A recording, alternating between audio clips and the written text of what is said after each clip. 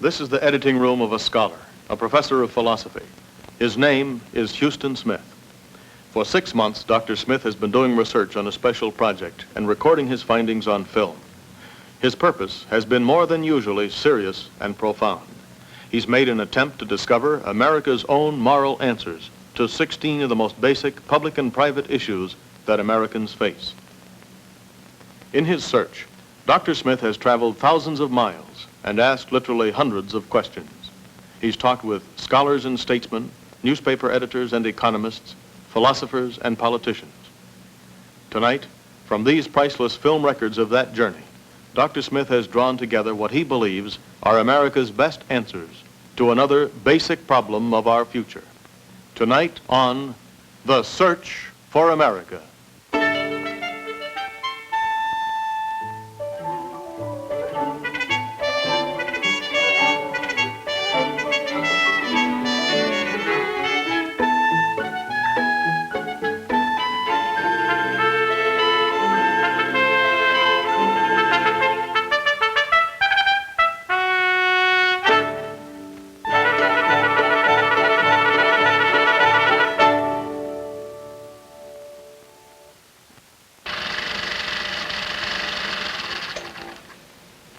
I'm Huston Smith.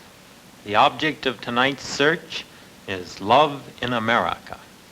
The question, do we love enough, and do we love in the right ways?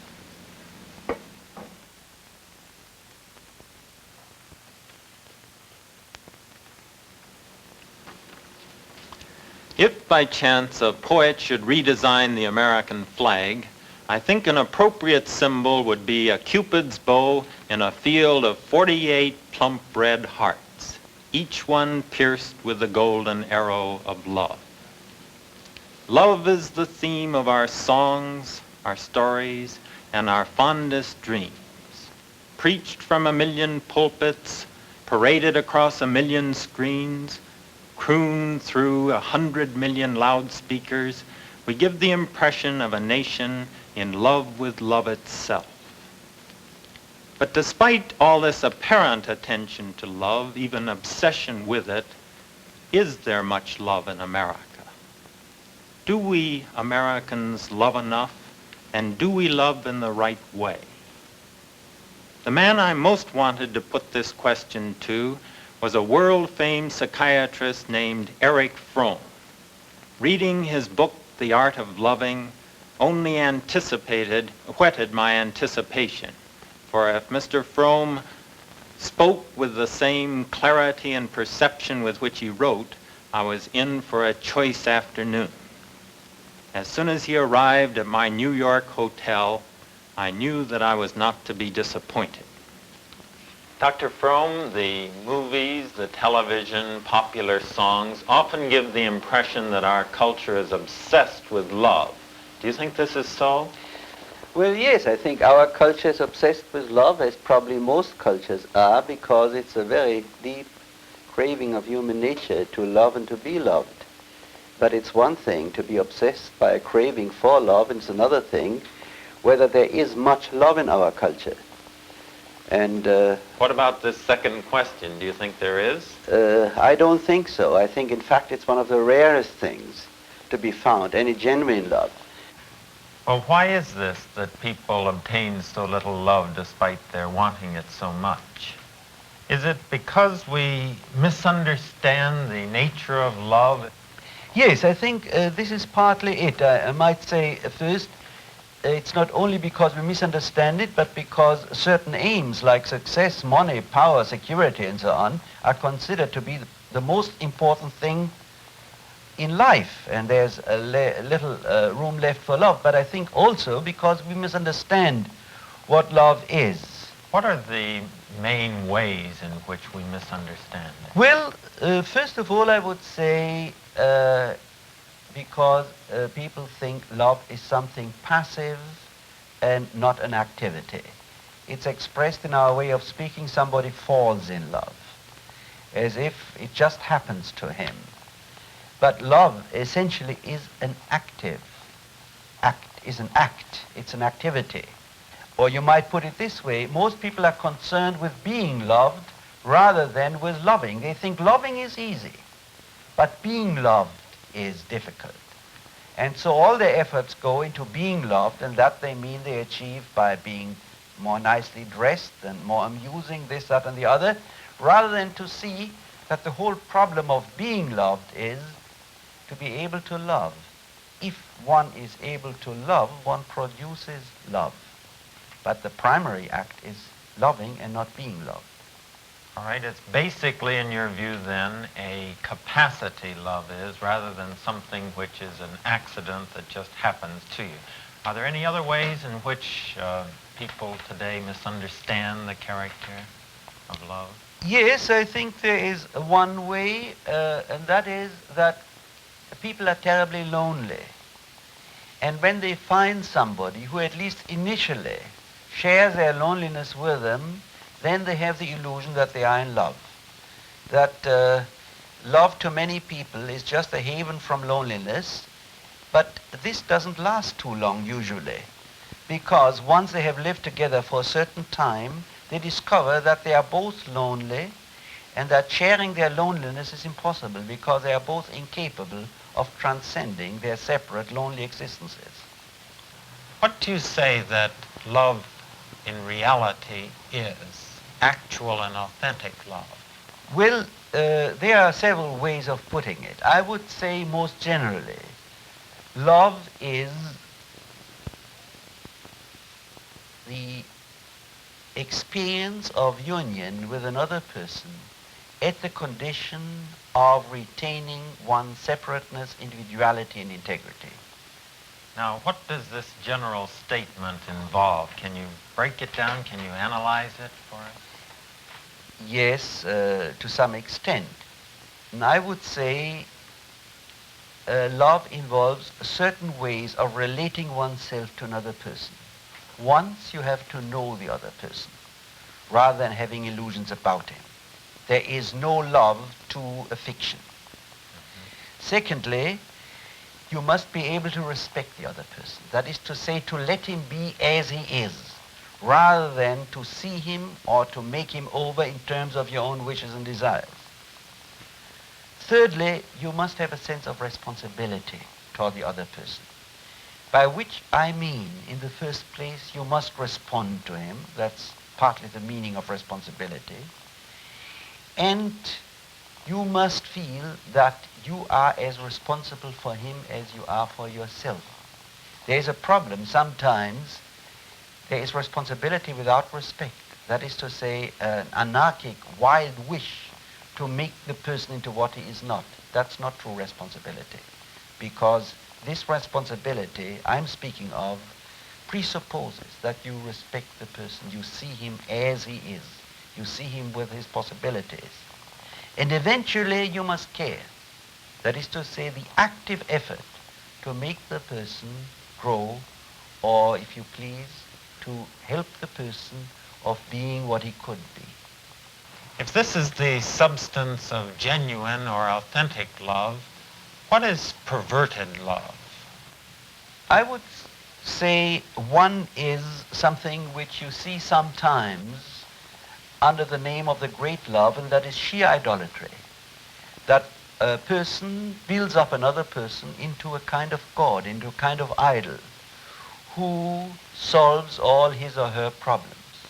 Consciously, such people sometimes feel this is the great love, but they might as well worship an idol of stone or wood, because they simply project all their ideas of beauty and value to that person, bow down to that person and make him into a god, and feel happy if this god responds to them in some way.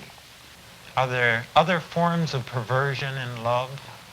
I think we also see very often this, that today in a society and culture which is so much conditioned by the idea of the market, for many people, and we see it in our younger generation quite clearly, to fall in love is kind of finding a good buy on the market. I know more or less what I can expect. The partner knows more or less what he or she can expect. And one tries to arrive at a successful bargain of finding the best object I'm entitled to find under the circumstances.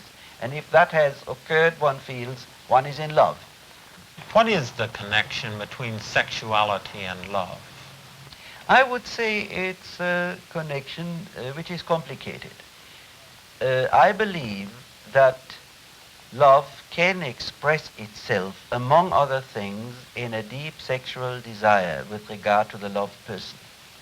But it's also notorious that sexual desire per se doesn't prove that there is love. A great deal of sexual desire, I think, is born out of vanity, more than out of any instinctive matter, out of insecurity, out of a wish to dominate, out of many human motivations. And only in the case of a truly loving person, sex becomes, that is to say, physical union, becomes one and only one of the many expressions of union and oneness with another person. You mentioned the marketing orientation of our culture. What aspects of our culture are there which work against our loving more than we do?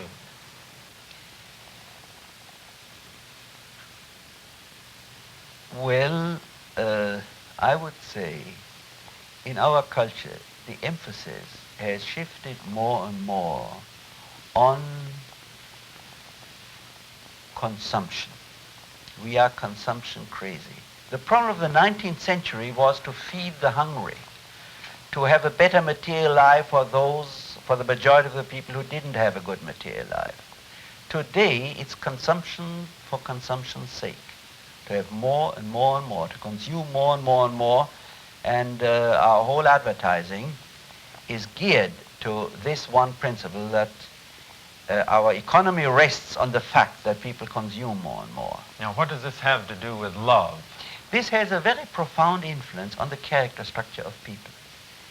The character structure of people today is that of, if I may put it that way, of the eternal suckling, of people who want to drink in drinks and cigarettes and books and knowledge and affection, a passive receptive attitude. And that's also the way in which they expect to experience love, namely to be loved, to get, as it's put, love, as one gets milk, or as one gets drink, to get affection. Are there any other aspects of our culture that work against our loving, or is this the principal one? I would say one other aspect is the increasing loss of individuality, the increasing automatization of man. Automatons can't love. And people whose main interest is not to be different from anyone else, not to have a conviction, in theoretically or in feeling, can't love either.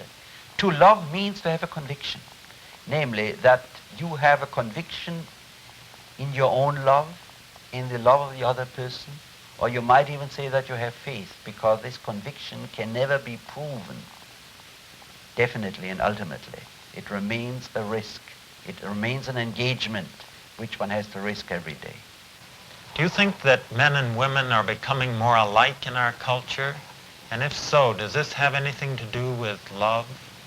Yes, indeed. I think they become more alike because they both become more like machines, more like automatons. And automatons have no true sex either. And I think that indeed takes away a great deal of the normal erotic polarity between the sexes, which is one condition of erotic and sexual love. You've spoken throughout of love as basically a capacity. Is there anything that individuals can do to increase this capacity for love? Yes, I think there could be a great deal they can do. The first thing is, and I'm referring to something I said before, is to decide whether it's important or not. If they cannot decide that to be able to love is the most important thing in their life, they will not get very far. If they decide that it is important, that it is a matter of utmost concern, then the main thing is not to go out and to find the right object, but to prepare oneself for the act of loving. which would mean, I think, if I could be more specific, to learn how to concentrate, to learn how to be disciplined, to learn how to love not just the person one meets, but one's neighbor, everyone, or maybe also a flower, or an animal, or an object. That is to say, it is a whole attitude towards life and not just the search for the great dramatic experience. Dr. Fromm, what is the relation between love of others and love of oneself? If I love another person, does this mean that I must sacrifice myself in some respect? Not at all. In fact, I think if love for another person requires self-sacrifice, it proves that it is not love. Love for another person, in the first place, is the deepest fulfillment for any loving person, for any person capable of loving. We think, and this is partly, I think, an influence of certain cultural and religious factors, very often, that to give is a sacrifice, and to love is to give. Now, from the standpoint, I think, of the essential structure of human nature, and certainly from the standpoint of what I mean by love here, to give is the greatest release, the greatest pleasure there is. You see it in a rudimentary fashion in a mother of a young baby. For her to give her breast to the child is not a sacrifice, but a pleasure. And not to be able to give her breast to the child might be a sacrifice. If love leads to fulfillment, can this personal fulfillment be one's objective in love? Can it be one's aim as he goes into love? I wouldn't put it that way, because indeed, if one is out for one's self-fulfillment and uses love, so to speak, as a means, this would defeat the whole idea of reaching out to the other person with no purpose. But I think it just happens. Love is not only a personal emotion, it is also the highest religious virtue. And so I wanted to hear what a theologian would say about the subject. Would his views substantiate, differ from, or supplement those of a psychiatrist? The editor of a distinguished Catholic weekly seemed a logical choice, for in addition to his theological training, he would be in close touch with the American scene.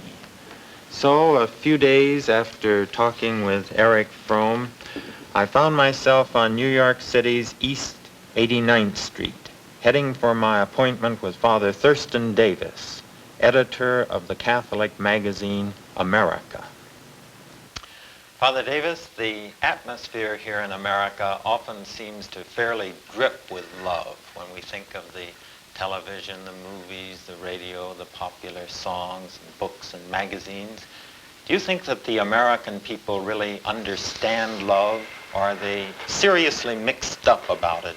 I think it's fair to say that love, as we seem to view it, is a love which is completely dominated by sex. Secondly, it seems to me that there has gotten into our conception of love a sort of mechanization of the whole idea of love. What do you mean by this? I mean this, Dr. Smith, that very frequently we get the impression that love affairs are simply a kind of projection of the entire course of our technology, that we are little machines that happen to click together, for example. I think that's a common thing, isn't it? We notice that phrase recurring time and again. People click. When they click, they are said to be in love. Yes. Or they say to one another, "You ring bells with me," or "We can make sweet music together," as though they were two jukeboxes. It's like the little metaphor about knowing what makes another person tick. Somehow, subconsciously or consciously, we are indicating that in some way this other person is a machine. But I think that we have failed to point out the fact that people must achieve love, that they must do something about love, and that love just does not just simply happen to people. Is every outreach on the part of man motivated by love? Every outreach on the part of man, I would say, is motivated by love and ultimately by the love of God. And when I speak of love now, I'm not talking merely of sexual love.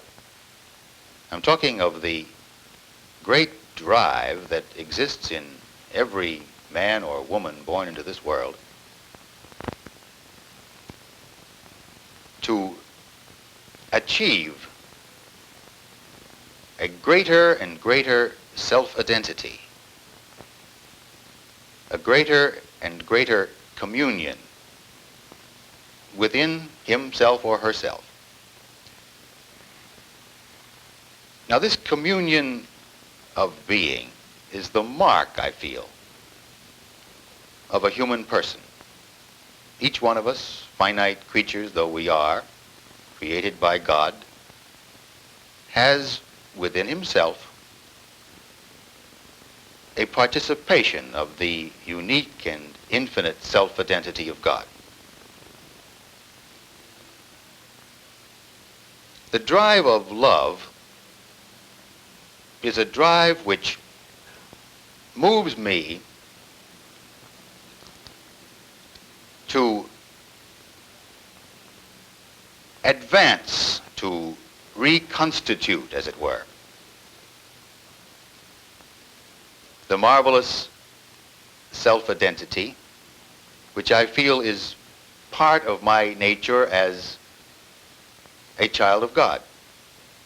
I, an existent being, go out to another person affectively, so to speak, in order to come just a little bit closer to God. Oh, we don't realize that this is our motivation in doing so. We've often in the past thought of love as a kind of filling up of a void in oneself, that one loves because one is trying to fill up what is lacking in one's nature. This has always been a rather popular and in many ways very valid analysis of the nature of love. What's wrong with it? There's nothing wrong with it. It simply isn't enough. No one feels that he is loving another person simply because it is good for him to love.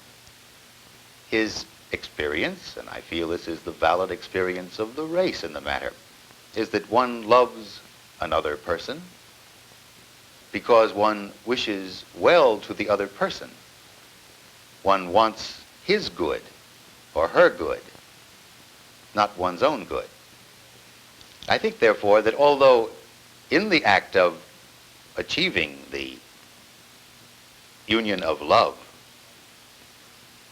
the love which is genuine love, which wishes well to the other person, to the unique person that one loves, even though in that very act one is completed, one's potentialities are fulfilled, one does do good to oneself, this is the secondary stage, I think, of the motion of love. The primary intent is to do good to the one one loves, to wish him well or her well. We've been speaking here of a number of kinds of love. Is there anything that all these kinds have in common? All expressions of love, it seems to me, and I feel that this would mirror some of the most developed theories of religious thinkers in the matter, all experiences of love are at ground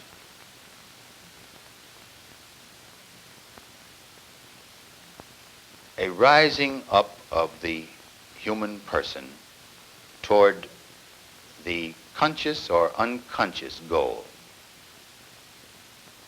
of union with God. Everything that I see in the realm of truth or beauty or loveliness or order or unity somehow, whether I realize it or not, reminds me of God. because I recognize implicitly or explicitly that in some fashion God is here being mirrored. His perfections are being mirrored in a finite way. Therefore, the person who would have no love for anything, no love for other human persons, no love or loyalty to human institutions, no love of country, no love of anything but himself or herself, would be, in my mind, a monster. In that sense, then, all forms of human love, all the lines of human love lead to God.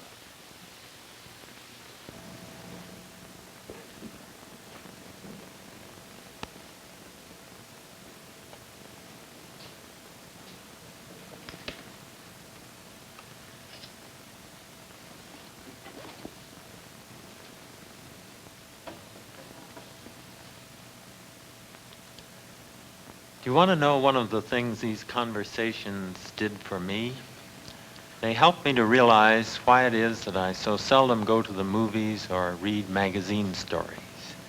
It's because these deal over and over and over again with romantic love. Not that I have anything against romantic love in itself. It's one of love's most delightful agonies. But there's something grotesque about the effort to recapture again and again that first fine, careless rapture. Love, as both Father Davis and Erich Fromm have pointed out, includes a vast spectrum of emotions, not just the ultraviolet of romantic love. It is, as they stressed, a capacity, essentially, not just something that happens to one. But if you leave out the concern and care and responsibility that Dr. Fromm stressed, the mass media are right. Married love becomes a joke. Love of country becomes flag-waving. Love of God a sticky sentiment, and love of children something unbearably cute. Authentic love really does make the world go round. It makes every relationship right. And what is it?